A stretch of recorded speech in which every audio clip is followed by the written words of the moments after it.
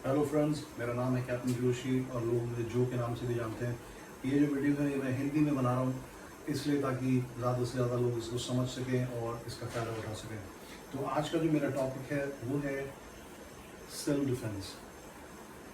सुनने में बहुत छोटा सा और बड़ा आसान सा शब्द लगता है, लेकिन सेल्फ डिफेंस बड़ी इंट्रिकेट है, बड़ी कॉम्प्लेक्स की चीज़ है। बहुत सारे लोग कहते हैं कि जो स्पोर्ट्स बेस्ड सिस्टम है, जो आप स्पोर्ट्स जैसे karate, sports oriented, taekwondo, wrestling और बहुत सारे स्पोर्ट्स डिसिप्लिन, बॉक्सिंग, इससे आप सेल्फ डिफेंस कर सकते हैं। तो मेरा जो जवाब है इसमें वो है हाँ और ना। हाँ से मेरा मतलब है अगर आपका कॉम्बैट माइंडसेट है तब हाँ, लेकिन अगर आप सिर्फ स्पोर्ट्स सेंट्रिक हैं और आपका जो मेंटालिटी है या जो आपकी मानसिकता है वो सिर्फ स्पोर्ट्स से गाइडेड है या स्पोर्ट्स से पर बेस्ड है, तो आप उस सिचुएशन से नहीं निकल पाओगे और आप सेल्फ डिफेंस नहीं कर पाओगे। मैं ये सिर्फ इसलिए नहीं बोल रहा क्योंकि मैं ऐसा सोचता हूँ, बल्कि मेरी सोच के पीछे तकरीबन 40 साल, अगर 40 नहीं तो करीब 38 साल का एक्सपीरियंस है मार्शल आर्ट्स और अलग अलग कॉम्बैट फॉर्म्स का। मैं फ़ौज में था, फ़ौज के अंदर मैंने रियल लाइफ और वेरी क्लोज बॉर्डर कॉम्बैट वाली सिचुएशंस देखी हैं। जब मैं कश्मीर में लाइन ऑफ कंट्रोल पे पोस्टेड था, वहाँ पे बहुत सारी ऐसी सिचुएशंस हमने देखी और खुद एक्सपीरियंस भी किया, जहाँ पे एनिमी आपके मतलब जिसको टचिंग रेंज बोलते हैं, मतलब इतना नज़दीक है कि आप उसको छू सकते हैं। तो उस सिचुएशन के अंदर डू और डाई, मरो करो या मरो वाली जब सिचुएशन होती है, तब रियल जो कॉम्बैट की जो परिभाषा है वो हमें समझ में आती है। और सेल्फ डिफेंस अपने आप को कैसे उस समय डिफेंड कर सकते हैं, इस बात को हम और गहराई से जान पाते हैं। तो मैं 2-3 चीज़ें बताना चाहता हूँ उसके बारे में। पहली चीज़ तो स्पोर्ट्स माइंडसेट निकाल देना है। आपकी जो प्रैक्टिस होनी चाहिए वो स्पोर्ट्स ओरिएंटेड नहीं होनी चाहिए। स्पोर्ट्स का मतलब है 3 मिनट का राउंड होगा या जितने भी मिनट का राउंड होगा, 3 या 5 मिनट का, उसके लिए एंड्योरेंस बनानी है, ओके। लेकिन आपका जो माइंड सेट है, आपकी जो दिमाग की घड़ी है वो 3 मिनट तक चलती है, उसके बाद रेफरी बोलेगा स्टॉप। दूसरी चीज़, जो स्पोर्ट्स ओरिएंटेड फाइट्स होती हैं वो हमेशा 1 वर्सेस 1 होती है, यानी कि दो ही लोग होते हैं और आसपास देखने वाले होते हैं, जो रेफरीज होते हैं, जजेस होते हैं, जो बताते हैं कि फाउल ये नहीं कर सकते, ऐसा नहीं कर सकते। लेकिन स्ट्रीट के अंदर कोई रूल नहीं होता। देखने वाले होते हैं, वो सिर्फ वीडियो बनाएंगे और उसको वायरल करेंगे, बाकी इसके अलावा वो कोई हेल्प नहीं करते आपकी। तो कोई रूल नहीं होते। और तीसरी चीज़ जो बहुत इंपॉर्टेंट है कि ओपोनेंट एक से ज़्यादा हो सकता है, ओपोनेंट कुछ भी कर सकता है और ओपोनेंट हथियार के साथ भी आप पर वार कर सकता है। वो शुरुआत में खाली हाथ आए और जैसे ही सिचुएशन बढ़े तो वो वेपन निकाल कर, नाइफ निकाल कर या गन निकाल कर आपको न्यूट्रलाइज करने की कोशिश करेगा। तो मैं आपको कुछ एग्जांपल दूंगा जिससे आप इस बात को और गहराई में समझ पाएंगे कि हमें क्या करना चाहिए कि हम अपने आप को बचा सकें और वहाँ से निकल भी सकें। सिर्फ बचाना एक पॉइंट नहीं है, बचाने के साथ साथ ये ज़रूरी है कि आप अपने दुश्मन को न्यूट्रलाइज करो। हम ये शब्द इसलिए न्यूट्रलाइज इस्तेमाल करते हैं, ये नहीं कहते हैं तुमने दुश्मन को मार दो या उसको ख़त्म कर दो, बिकॉज ये फौज नहीं है, ये सिविल है। सिविल के अंदर हमारे को अरेस्ट हो सकते हैं, हम जेल हो सकती है किसी को इस तरीके से नुकसान पहुंचाने पर। लेकिन हाँ, यूज़ ऑफ लिमिटेड फोर्स जो है एक सेल्फ डिफेंस के अंडर एक हमारे को राइट या प्रिविलेज दी गई है। एक अगर मैं गलत नहीं हूँ तो 2012 का जुरिस्डिक्शन है, 2012 का आई थिंक जनवरी 21 का एक सुप्रीम कोर्ट का जुरिस्डिक्शन है कि अगर सेल्फ डिफेंस के दौरान आपको इतना फोर्स यूज़ करना पड़े कि जिससे आपके अटैकर की जान भी चली जाए तो भी वो सेल्फ डिफेंस माना जाएगा। लेकिन हाँ, बात वही आती है कि आपको उसको जस्टिफाई करना पड़ेगा, प्रूव करना पड़ेगा कि जो भी कुछ आपने किया वो अपने बचाव के लिए किया, ना कि क्योंकि आप उसको मारना चाहते थे इसलिए आपने मारा। ओके, मैं अब आपको कुछ सिचुएशन बताऊंगा कि जिसमें आप इसको अंडरस्टैंड कर पाएंगे कि सेल्फ डिफेंस और स्पोर्ट्स बेस्ड सिस्टम या कॉम्बैटिव और स्पोर्ट्स माइंडसेट कैसे फ़र्क होता है और उस सिचुएशन को कैसे हैंडल कर पाते हैं या नहीं कर पाते हैं। अब जैसे मेरे पास ये स्टिक है, जिसका कॉम्बैट माइंडसेट है उसे ये बात पता है, दूसरे दूर से अगर स्टिक दिख रही है तो उस एरिया के पास नहीं जाएगा, अगर जाएगा तो प्रिपेयर होके जाएगा ताकि वो उसे डील कर सके। पहली चीज़ है वो उसको सरप्राइज की तरह नहीं लगी कि ये उस स्टिक को यूज़ कर सकता है, बिकॉज वो हर एक ऐसी सिचुएशन को जो उसके अगेंस्ट हो सकती है उसको काफ़ी गहराई से सोच के चलता है। इसका मतलब पैरानॉइड या पागल होना नहीं है, इसका मतलब है सिर्फ सिचुएशनली अवेयर होना है, पहली चीज़। दूसरी चीज़, आपका जो माइंडसेट है वो आपको ये बताता है, कॉम्बैट माइंडसेट आपको ये बताता है कि स्टिक को मारने के लिए जब वो स्टिक यूज़ करता है, मान लीजिए ये ओपोनेंट है, स्टिक यूज़ करता है, तो टिप जो होती है, जो मतलब उसके हाथ से दूर वाला हिस्सा होता है, सबसे ज़्यादा क्षति है, सबसे ज़्यादा नुकसान वो हिस्सा पहुँचाता है। तो हमें क्या करना है, हमारे पास दो सोल्यूशन है। एक कि हम उस टिप से पीछे चले जाएं, जैसा कि मैंने इससे पहले बोला था कि मैं आगाह हो जाऊंगा कि वो कुछ करने वाला है। दूसरी, अगर मेरे पास एरिया नहीं है दौड़ने के लिए या जब भाग जाने के लिए या वहाँ से निकल जाने के लिए, तो मैं कोशिश करूँगा अपने ओपोनेंट के नज़दीक से नज़दीक जाने के। जैसे मैं उससे नज़दीक जाऊँगा मैं उसको पकड़ सकता हूँ। मैंने अगर उसको पकड़ लिया तो वो स्टिक से मेरे को उतने ज़ोर से नुकसान नहीं पहुँचा सकता जितना कि वो दूर से कर सकता है। इसलिए आपने देखा होगा हमेशा जो लोग स्टिक से मारने की कोशिश करते हैं वो हमेशा आपको धक्का देते हैं, मारते हैं और फिर आपको हिट करने की कोशिश करते हैं। तो आपका जो इसके अंदर ऑप्शन है, जो आपका ध्येय है, जो आपकी जो जो करना चाहिए वो ये है कि आपको या तो नज़दीक होना चाहिए या फिर पीछे जाकर कोई एनवायरनमेंट में जो चीज़ मौजूद है, जैसे पत्थर है, मिट्टी है, लकड़ी है, या आपके पास कोई वेपन है या पेन है, उसको हम ओपोनेंट में के खिलाफ यूज़ करें और वहाँ से निकल जाए। अगेन ये सब चीज़ें आपके दिमाग में तभी आएंगी जब आप खुद एक अटैकर की तरह सोचेंगे कि अगर मैं अटैकर होता तो मैं क्या करता। ठीक है, इसके लिए सोचना बहुत ज़रूरी है। दूसरी सिचुएशन ये है, जैसे किसी ने आपके वेपन पॉइंट कर दिया। अभी इसमें समझने की चीज़ है कि गन डिफेंस हम कब करते हैं, जबकि थ्रेट होती है। ठीक है, हम उस कैटेगरी के लोग नहीं है कि हम जा रहे हैं हमारे को दूर से छुप के कोई फायर कर देगा या हम पर कोई अटैक कर देगा, नहीं, हम उस कैटेगरी के नहीं है। हमने इस तरह की कोई, जैसे मैं सोचता हूँ जो मेरे आप लोग मेरे ऑडियंस हैं, आप लोग मेरे पेट्रन हैं, आप लोग मेरे चाहने वाले हैं, फैंस हैं जो मुझे फॉलो करते हैं, आप उस कैटेगरी के लोग नहीं है। ना ही मैं उन लोगों के लिए वीडियोस बना रहा हूँ, ये मैं उन लोगों के लिए बना रहा हूँ जो सच्चे लोग हैं, जो ईमानदार लोग हैं, जो सचमुच में अपने आप को बचाना चाहते हैं और अपने चाहने वालों को बचाना चाहते हैं, लेकिन इस बल का गलत प्रयोग नहीं करना चाहते। तो अगर वो वेपन आप उस रेंज के अंदर आते हैं जिसमें आपको नुकसान पहुंचा सकता है और आप उस तरीके के इंसान हैं जिससे उसका कोई बदला है या कोई पुरानी कोई बैकड्रॉप है, ऑब्वियसली इसका कोई सोल्यूशन नहीं है, आपको बच के ही रहना पड़ेगा।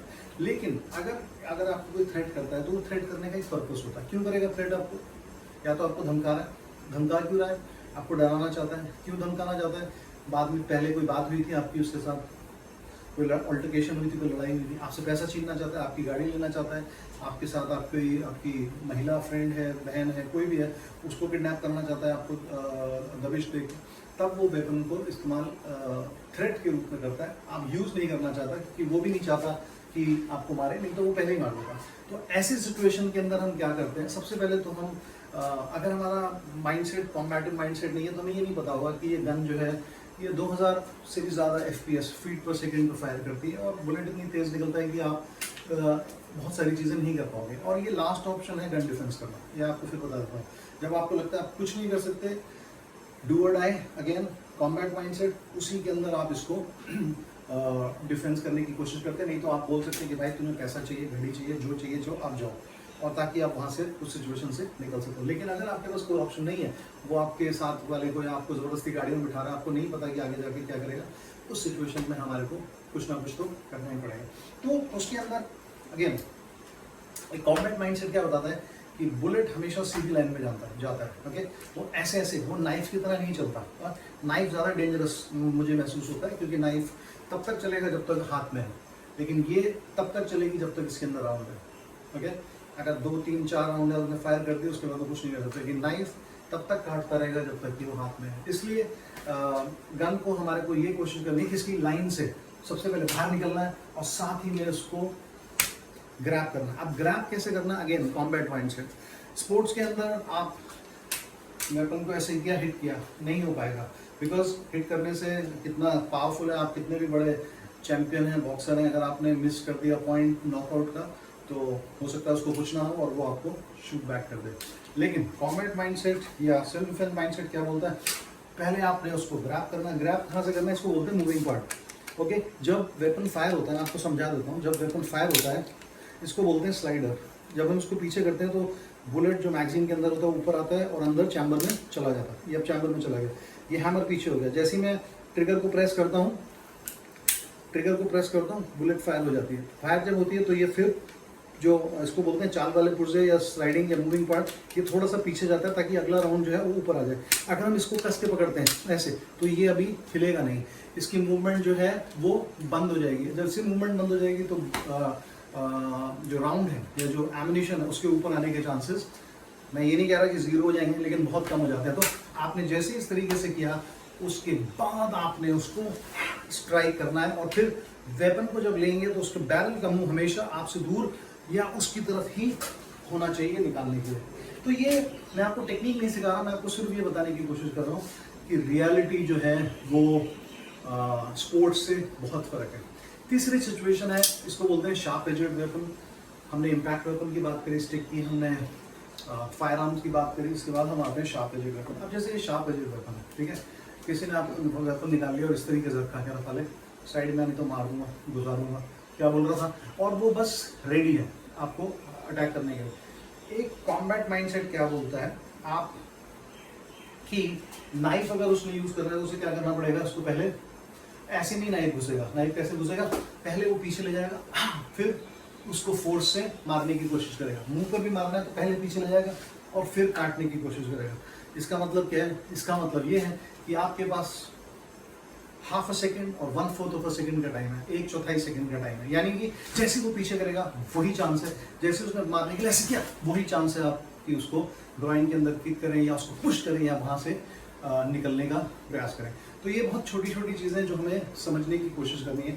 आपने देखा होगा, अगर वीडियोस अगर आप देखें यूट्यूब के ऊपर, तो कभी भी कोई जो शार्प एजेड अटैक करते हैं वो आपको पकड़ने की कोशिश करते हैं, इमोबिलाइज करने की कोशिश करते हैं, स्टिक में दूर ले जाने की कोशिश करते हैं दूर, और शार्प एजेड वेपन में आपको पकड़ की कोशिश करेगा मारने की। तो आपने क्या करने की कोशिश करनी है, उससे दूर जाना है और जैसे उसका हाथ पीछे जाता है तभी उसको स्ट्राइक करना है। तो माइंडसेट सबसे पहली चीज़ जो है, अगर आपने सिचुएशन से बचना है, अपने आप को बचाना है, डिफेंड करना है और दुश्मन को न्यूट्रलाइज करना है, तो सबसे पहले आपका माइंडसेट क्लियर होना चाहिए कि मैं एक विक्टिम नहीं बनूंगा, मैं वहाँ से निकलूंगा। माइंडसेट सबसे पहला इंपॉर्टेंट चीज़ है, माइंडसेट। सेकंड चीज़ फिटनेस, बहुत ज़रूरी है। बहुत सारे लोग बोलते हैं कि फिटनेस के बिना आप कुछ नहीं कर सकते, I agree, but at the same time आपकी फिटनेस इतनी होनी चाहिए कि आप कुछ भी चीज़ स्पीड, स्ट्रेंथ और स्किल के साथ यूज़ कर सकें, ठीक है। अगर आप वीक हैं मेंटली भी और फिजिकली तो हो ही जाएंगे, और फिजिकली भी, तो आप बताई गई टेक्निक को इतने अच्छी तरीके से नहीं कर पाओगे फिर भी, लेकिन बहुत एक ट्रेंड और एक बहुत ही जो क्या बोलना चाहिए उसको, एक डेडिकेटेड या एक बहुत ही ऐसा अग्रेसर है जो अपना काम करने आया ही है, ख़त्म करने आया ही है, उसके अगेंस्ट आपको थोड़ी मुश्किल हो सकती है। इसलिए फिटनेस का ध्यान रखें। फिटनेस का मतलब ये है कि आपकी जो एक्सरसाइजेज है उसके अंदर स्पीड हो, उसके अंदर इम्पैक्ट हो, आपको चोट लगे, आपको पता लगे कि कोई हिट करता है तो कैसा लगता है, ताकि जब रियल लाइफ के अंदर आपको लगे तो आप शॉक ना हो। तो 2 या 3 चीज़ें मैं के साथ में बंद करना चाहूँगा इस वीडियो को। पहली चीज़ mindset, mind is the strongest weapon. आपका दिमाग अगर स्ट्रांग है तो आप उस सिचुएशन से निकल सकते हैं। आपने देखा होगा स्पेशल फोर्सेज और मिलिट्री के अंदर जो कमांडोज हैं वो ऐसे नहीं होते हैं, वो बहुत क्या बोलना चाहिए उनको, बॉडी बिल्डर टाइप फिजिक नहीं होती है उनकी, वो लीन मीन होते हैं, लेकिन वो स्ट्रांग होते हैं, वो टफ होते हैं, क्योंकि उनके अंदर स्पीड और स्ट्रेंथ और एंड्योरेंस, स्टेमिना होता है। तो running, pushups, situps, rope climbing, इन सब चीज़ों से, स्किपिंग, इन सब चीज़ों से एंड्योरेंस बढ़ती है। सबसे पहला अपना माइंड को स्ट्रांग करें, दूसरा चीज़ अपना फिजिकल फिटनेस को लेवल को सही करें, और तीसरी चीज़ वो चीज़ सीखें जो आपको लगता है आप कर सकते हैं, और वो डिसिप्लिन के अंदर जाएं जो टेस्टेड और प्रूवन हो।